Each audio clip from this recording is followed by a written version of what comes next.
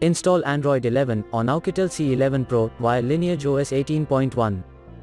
Please check the description for important notes and all the download links.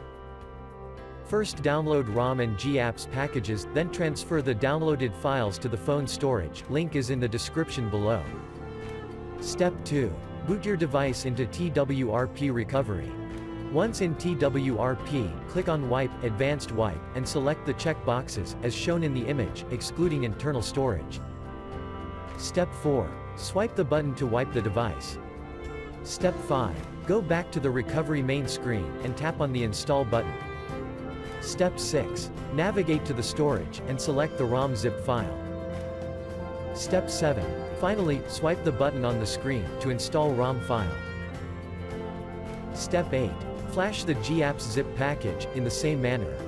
Step 9. After GApps flashing completes, select Wipe Cache and Dalvik from bottom left side of screen, and swipe to wipe. Step 10. When the flashing process is complete, hit Reboot System. That's it, you have successfully installed the ROM on your device.